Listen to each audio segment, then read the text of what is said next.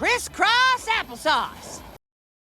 Heyo, and welcome to my channel. I am Crisscross Applesauce, and today I'm going to be going over my version of a Rupture Bleed build for the Barbarian. It's an extremely powerful build, especially when done right. It's capping out for me at about 500 million damage. I know it can go way beyond that with optimized gear, which I do not have because I do not play quite enough to have that kind of good RNG or have that kind of money to buy stuff on the market. But if you do, I will point out exactly what you need to do in order to do billions of bleed damage. And the reason I'm doing this one this way, it's going to be a little bit different from other bleed builds that you've seen, mostly because I've adjusted it for my personal playstyle. The most damage I've seen on a Rupture pull is about 400 million, 450 million. The damage is pretty good when everything is said and done. I'm going to go ahead and get right into it with the skill tree. This is not set in stone. I believe this is what I have on the Diablo 4 builds website, and the build link in the description. I think this is how I have it set up, but again, since I design my own builds, this changes about every 45 seconds. But this is the way I have it set up currently. And if I change anything, I will update the build in the website as well, so that will stay constantly updated. Pump as much as you can into Flay. This is going to be one of our main damage outputs. This is going to apply our bleed, and we do a ridiculous amount of bleed damage, all thanks to stacking a ton of vulnerable damage, getting 125% increased damage, bleeding damage bonus to them, as well as stacking strength so that our Rupture does another 390% damage with its bleeding. Very, very nice. Lots and lots of bleed. So this is what we're using to apply the bleed, and then of course we're using Rupture to rip it off. So pump everything into there and then grab Battle Flay. This is just another little bit of extra damage. If you are struggling early on or you want to mix Thorns into the build, then Combat Flay is the way to go. But since I'm not doing either of those things and I have plenty of damage reduction all around, at least enough for now to clear 75 to 80 pits, I've got Battle Flay, and that's the way I'm going with it. Fight me about it. Go ahead and put 3 points into Imposing Presence. That's just free life. And 3 points into Martial Vigor. This is good because we are going to be trying to stack as much damage reduction on low health as possible. Typically with a rogue build, when I'm doing deep endgame stuff, even with high dodge chance and high damage reduction, I try and get my life twice this much, up to 50, 60,000. So working with only 33,000 health and maybe 38,000 if I pop a potion. Yeah, 39,000. It's very, very low life, and there is a lot of maintaining your shouts to keep yourself from dying. Your health is going to go up and down and up and down and up and down, but if you learn the rotation and you attack quick enough and know what you're doing, which I'll give you a rundown here in a minute, you will be just fine. We are grabbing both Iron Skin and Challenging Shout. With Challenging Shout, just 1 point into it, and then we're going to grab Enhanced Challenging Shout just for the extra health while it is active, which is a 7.4 seconds right now. We can get that up, even though we have all 3 points into here. We can get additional points into this passive and increase that if you get lucky on some gear rolls. With the Iron Skin, we're going to be only putting 1 point into it and then grabbing Strategic Iron Skin for free Fortify. And the reason that this small amount is very, very good is because we're going to be casting this far more than our Challenging Shout and our War Cry, which have double the cooldown pretty much. So this one is going to be incredibly important for us to pay attention to and to cast and proc the barrier as often as possible, because we are using the conceded aspect, so we're going to get free 25% multiplicative increased damage pretty much all the time. And on our amulet, we're using the Iron Warriors aspect, which is going to give us a whopping 53% damage reduction while Iron Skin is available, and it's going to make us unstoppable for that duration, which is very, very helpful, even though we are using Metamorphosis and can pretty much become unstoppable whenever we want. It's very nice to have a backup just in case you run out of evade stacks, which I have to use on this pair of boots. Unfortunately, it's way better to get the attacks reduce evade cooldown prefix for boots, but you know, beggars can't be choosers. Moving along. Of course, we're going to be grabbing Warcry. That's just free damage. And especially since we're going to be having our Warcries up pretty much all the time, that's free damage all the time. I have right now Mighty Warcry selected just to gain a little bit more Fortify and gain it quickly. It's very important, especially in high tier pits and high tier nightmare dungeons, to get your Fortify up and get that 24% extra. Oh, I don't have that selected right now. So it's only 15% extra damage reduction. It's very important to get that up and capped as soon as possible. If you're doing something else to maintain Fortify or to gain Fortify quicker, you can just go ahead and grab Power Warcry, which is another 10% multiplicative damage, giving you, with only 1 point into it, it's going to give you 32.5%, which is a nice damage increase all the time. Like I said earlier, Booming Voice has 3 points into it to give us an increased duration on all of our shouts. And our shouts, since we're going to be doing them all the time, we're going to get a flat 12% less damage for 5 seconds from any enemies. That is very huge. I highly recommend grabbing it. If you feel super survivable and don't feel you need it, go ahead and put the points somewhere else. Go ahead and grab 3 points in aggressive resistance, another 12% damage reduction while you're berserking, which is going to be all the time. 3 points into Pit Fighter and 3 points into Slaying Strike. Both of these are very important. If you can't get Cut to the Bone on your amulet, then either of these is very, very good for increasing our damage, especially with pit bosses. The last quarter of their life always seems to be the slowest to go down, so increasing our damage to injured is beneficial for trying to run those bosses quickly and effectively, and getting a high turnover per hour on those pits so we can get our resources. Obviously, pump everything you can into Rupture. I only have it up to level 9 right now, which is not great, but as you can see, it is doing a decent amount of damage. That's all going to be multiplicative with everything else.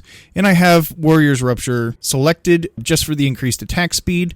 The only reason I have this selected right now is because I recently switched my Rapid Aspect from my two-handed and put Edge Masters on my two-handed for more damage and less attack speed. Before, when I had Rapid Aspect on a two-handed weapon, I had 60% basic skill attack speed, so I really didn't need this plus 40% right here. I was going with the Fighter's Rupture, which was a very, very nice way to keep yourself a little bit more tanky, especially in large groups of enemies. This is always guaranteed to proc no matter what, and especially against bosses, it's just a nice way to heal yourself without having to worry about popping potions or doing anything else. If you are struggling with survivability, but your attack speed is decent, like you've got some greater affix rolls on your gloves or your amulet or your weapons, then go ahead and select Fighter's Rupture. It's going to be much better for you. Moving along, we talked about hamstring. No, we didn't. We talked about Cut to the Bone. This is going to be one of your biggest damage increases, so get this as high as you can. And since our biggest damage output is bleed, increasing the bleed by increasing our vulnerable damage, and then adding on top of that a multiplicative damage against vulnerable enemies is huge for us. 10 out of 10, highly recommend not skipping over this. If you find an amulet with that on it, it's a keeper, and try and do whatever you can to make it work. As you can see with my amulet, it's kind of garbage. Don't need the fire resistance on there. I had to roll the Cut to the Bone on there just because I wanted the critical strike chance, because critical strike chance is very, very big for this setup. Because of Gushing Wounds, you have a chance equal to your critical strike chance to increase the bleed amount by 140% multiplicative of your critical strike damage bonus. Now, 140% is huge, especially if you stack enough vulnerable and critical strike damage. So this is actually going to go up to around 2400% critical strike damage whenever I proc a critical strike, which is massive. Again, stacking the vulnerable and the critical strike are going to be your two biggest damage outputs. 10 out of 10, highly recommend. Back to the skill tree. Where was I at? Oh, yeah, we're going to be using Steel Grasp just for crowd control, basically. Not literal crowd control, but just to be able to grab, especially in pits, it's very nice to grab all the elites, bring them to you, rupture them. If you don't kill them on the first rupture, the second one's going to do it, and then you move on to the next group of elites. Having 3 stacks of this is very nice. Highly recommend, since it goes well with our Weapon Master's aspect. The only reason I really wanted this on here was to have an extra stack for rupture. If you have enough CDR, and there are enough enemies around when you cast your shouts, you might not need this, but I'm a lot more comfortable with it. I always want to have at least a rupture available. just makes me feel a lot more comfortable with the way this build is set up. You don't have to do it that way. We can fight about it if you want. 1 point into thick skin. You can add more in here if you are struggling with survivability and struggling to get your fortify up quickly. But definitely try and get at least 3 points into counteroffensive. It's just a cheeky little bit of extra damage. It's not absolutely necessary. These points could go somewhere else, like into here, so you get another 6% damage reduction while you're fully fortified. That'll bump that up to 21% as opposed to the 15% that's normal. It's really up to you. You could also just put all the points into this. Each time you take direct damage, you just get a little bit of fortify, and that will keep you pretty capped off most of the time. Any of these three, like the combination of any of these, is going to be beneficial for you. It's just a matter of the gear you have and the way you have things set up. You need to know which one is going to be most beneficial for you. Definitely grab all three points into Duelist. It's only 9% increased attack speed while one-handed, so if your attack speed is doing just fine, I would put these points somewhere else. But as I said, I just switched my rapid aspect from a two-handed to a one-handed, so my basic skill attack speed just got halved. So I went ahead and grabbed those just for the way this is set up right now. No ultimate. If you do want to select an ultimate, I recommend Call of the Ancients and then Primal Call of the Ancients. That way you just get a nice little cheeky damage boost every 45 seconds, and because of the way the mechanics of this whole build work, you're going to be, that 45-second cooldown isn't going to be much. You're going to be able to use this about every 10 seconds, which is nice. It's not 100% upkeep, but it is a nice cheeky little bit of extra damage. And like we talked about earlier, we're grabbing Gushing Wounds. This is huge for us, and because we are guaranteed to overpower, we will get the benefit of both sections of Gushing Wounds, and it goes well with buttons. It goes well with Decimator legendary node. Each time you make a vulnerable enemy, your damage is increased by 10. We are always constantly going to be making everything vulnerable, and if we overpower a vulnerable enemy, which is a guaranteed overpower every time we use Rupture just because of the way it works, we get another 10%. So that right there, just making something vulnerable and then rupturing it, is a 20% multiplicative damage increase for however long it is. For 5 seconds. So that's just more damage. That is the skill tree. I'm going to go ahead and really quickly run down the Paragon board. This has also changed about 750 times since I started this character. Basically, we're just going to grab all the strength we can in the first one and throw Executioner in there. Damage with pole arms and the 10% increase is just nice to have. I go around the left side to grab the maximum life because I'm not too worried about base physical damage. We're looking for physical damage over time, so that's not a big concern to me. Next, we're going to grab the Warbringer board, but we're not going to grab the legendary because we're not spending any fury, so it would be pointless to us. But I did like how much dexterity is in this area, and using the exploit glyph in here is extremely beneficial for the way this build is set up because of the vulnerability increase. Then we're going to work our way to the next board, which is going to be Hemorrhage. We are going to be grabbing this because this is, like we were talking about earlier, one of our biggest damage increases. Go ahead and grab yourself the physical damage over time up here if you would like. If you are running a build that does not have your resistances worked out, you can go ahead and not worry about that and grab yourself some extra resistances in other spots. Work your way down the bottom here, grabbing poison resistance, and then grabbing Flare again. Here we're going to be putting Ambidextrous. This is very nice because of the bonus to all the magic nodes within here, which are all damage reduction from bleeding and physical damage over time, which is bleed damage. This whole area is very nice balance of offensive and defensive things. 10 out of 10, highly recommend. Then we're going to be splitting off from here, going down and to the left. Let's go to the left first. We're going to be grabbing the Blood Rage board, but we're not going to be grabbing the Blood Rage itself because we are not stacking enough Berserking to give a shit about 13% multiplicative damage or the 30%. We get more than enough damage doing other things.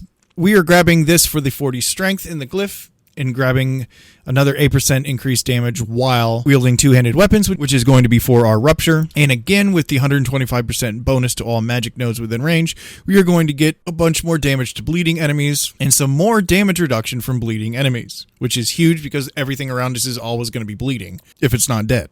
From there, we're going to be moving down and grabbing the Decimator node. This is a huge damage increase for us and an easy one to do. We don't even have to think about it. It's just 20% multiplicative increased damage all the time.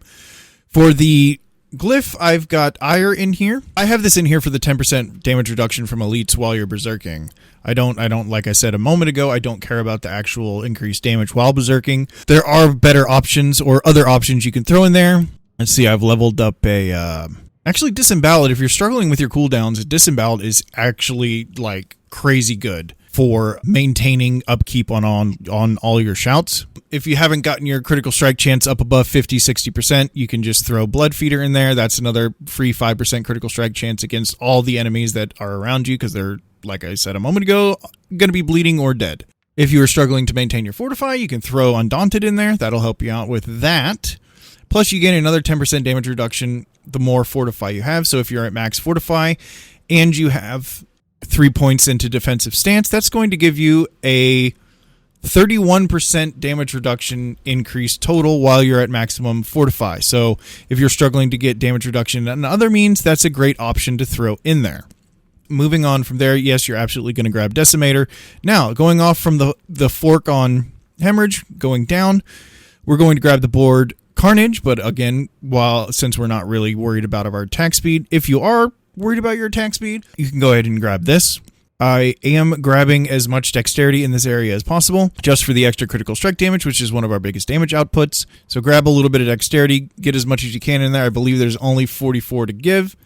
So grab all of it and move on. Going down, our last board is going to be Flawless Technique, which is how we are getting our critical strike damage up even further, making sure that we are almost always proccing our Gushing Wounds. So moving along down there, I've gone ahead and grabbed some cold resistance here just because I don't think it was capped.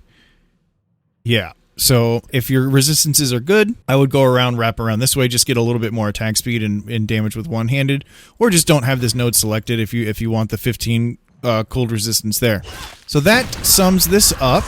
The way that you do this build is you cast all of your shouts, and then you puncture once, which will reduce your cooldowns almost all the way if there's, 20, 30 enemies around you. Then you stack as much bleed as you can on one of the elites, and then you cast Rupture again, rinse and repeat, keeping your shouts up, and that's it. You move along from there. Bosses, I'll show you a little bit of footage of me doing a tier 75 boss here. Bosses can be a little bit more tricky.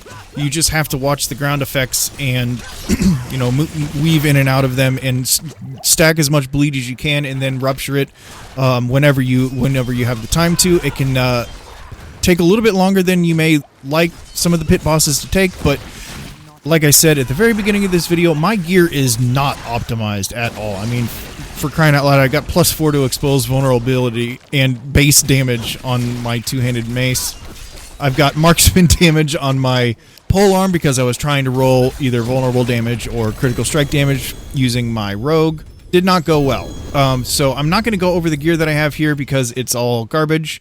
I'm going to go over the aspects, but if you want to know what rolls and what modifiers you want to be looking for on your gear, that's going to be in the build guide, so check that out. If you have a Shaco, definitely wear it. Highly recommend, 10 out of 10.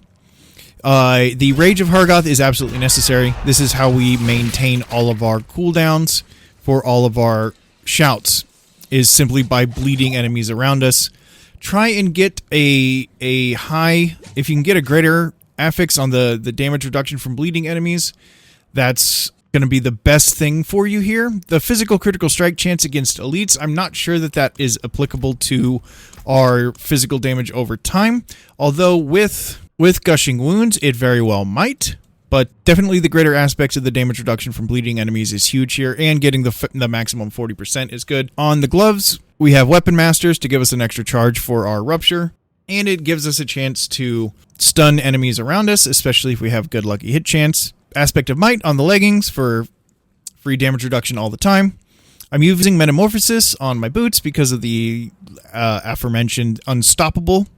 And I would highly recommend not getting maximum evade charges. Get boots that have the attacks reduce evades cooldown. That's going to be much better for you. On our amulet, again, try and get cut to the bone. But I have the Iron Warrior on here. So whenever our Iron Skin is up, it'll grant us Unstoppable and give us a whopping 53% damage reduction while it's up. And since the mechanics of Rage of Hargoth, we're going to pretty much have that up all the time. Of course, we want adaptability on something.